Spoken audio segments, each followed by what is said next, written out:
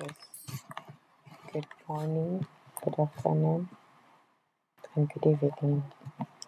My name is Tafe Alule, a student doing Masters of University. I'm going to be reviewing with you a paper written by Sebastian and other authors, that is titled Unmasking Clever Hans, Predictors, and Assessing What Machines Really Learn.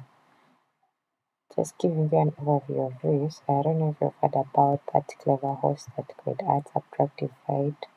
It could work with functions, it could tell time, it could track the calendar, it would speak basic German. So basing on that, I think that is what inspired Sebastian to come up with this very good article. I think let's dive right in. And we're going to have about 5 review focus areas. One being the multi-layer perceptron, which is going to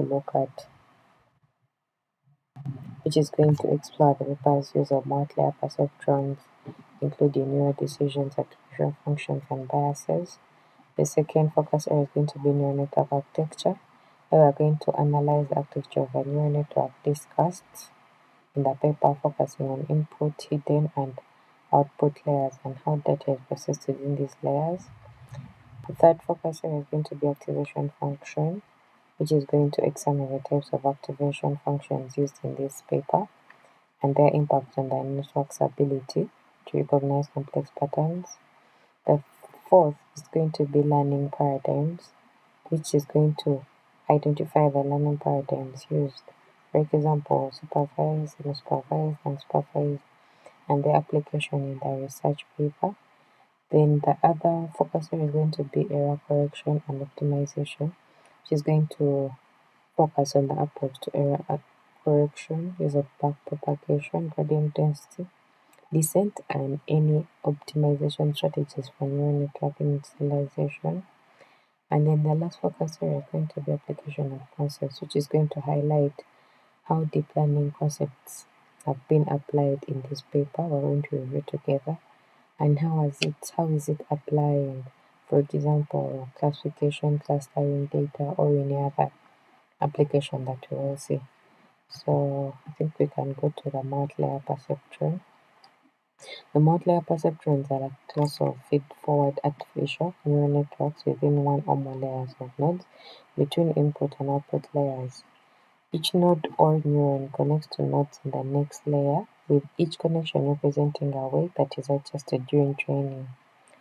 In MLPs, that I mean multi-layer perceptron, a neuron's decision to activate is determined by the weighted sum of its input plus a bias term, and the neuron applies an activation function to this term to determine its output, which then serves as input to neurons in the next layer. And the activation functions introduce nonlinearity into the network, allowing it to learn complex patterns. However, the main emphasis on explaining decisions made by these networks using techniques like layer-wise relevance propagation has been used, given that the paper focuses more on deep neural networks, which is really a complex extension of multi-layer perceptron. Then we're going to review our next focus area, which is neural network architecture.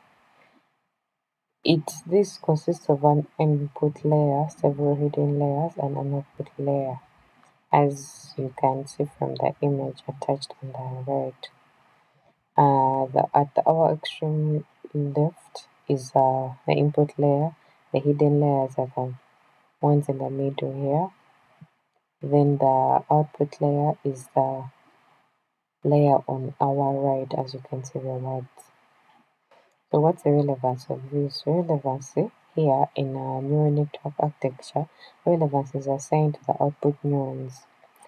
Output neurons, remember, are those right side of that diagram, and these directly contribute to the decision. In this case, the neurons are highlighted in red, as you can see, to indicate their relevance to the output. And each neuron in the output and hidden layers redistributes its relevance to the neurons in the previous layer from which it received input. And this redistribution is indicated by the red arrows, which you can see following backward from right to left. So the paper uses the LLP to unmask Clever Hans predictors, and then it also uses the spray methodologies. So there are two methodologies used in the paper. And going to the next focus area, that is the activation functions. Within activation functions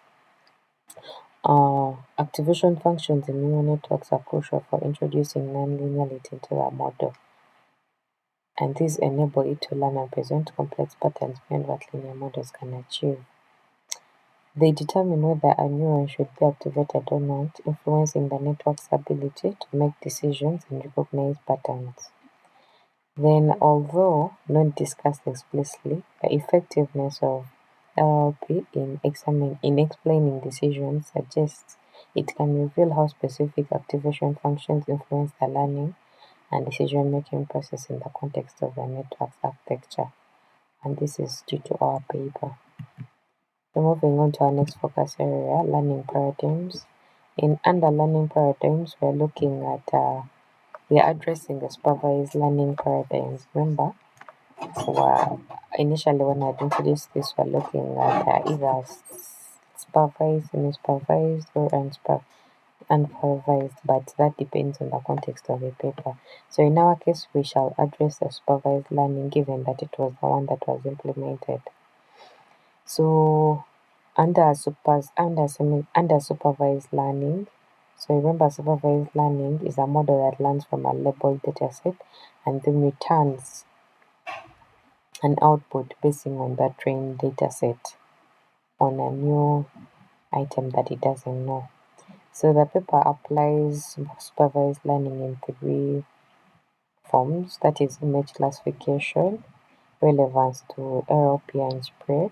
For example, in image classification tasks, LLP is used to visualize what parts of an input image contributed most significantly to the model's classification decision. Then within ensuring model reliability, we are looking at, for example, spread, that is in conjunction with LLP. It identifies if certain patterns or biases in the training data lead the model to make correct predictions for the wrong reasons, which is a case scenario of Clever Hans. Moving on to our next is error correction and optimization. Error correction in neural networks typically involves identifying and mitigating discrepancies between the model's predictions and the actual target values. This process is essential for refining the model's ability to accurately represent a problem it's intended to solve. While LLP is primarily an interpretability technique, it can indirectly contribute to error correction by highlighting which features contribute to incorrect predictions, allowing for targeted data preprocessing or feature engineering to mitigate these errors. And with optimization, focusing on understanding the perspective neural network decisions, optimization goes beyond simple performance improvement for this paper. It involves ensuring the model not only achieves high accuracy, but does so for the right reasons, by that we mean learning meaningful patterns rather than exploiting biases or artifacts in the data. While the paper may not provide really specific details on error correction and optimization strategies, its focus on interpretability implicitly supports the goal of optimizing models to make them both accurate and interpretable, aligning with the best practices in artificial intelligence and machine learning development. Moving on to our last focus area, which is application of concepts. Here we're looking at application of deep learning concepts used in the paper, and here we have classification and clustering. On your right is an image showing the different techniques used, that is classification. Then clustering is used to group data points into clusters based on similarity measures. Yes, I think that is basically it. Thank you.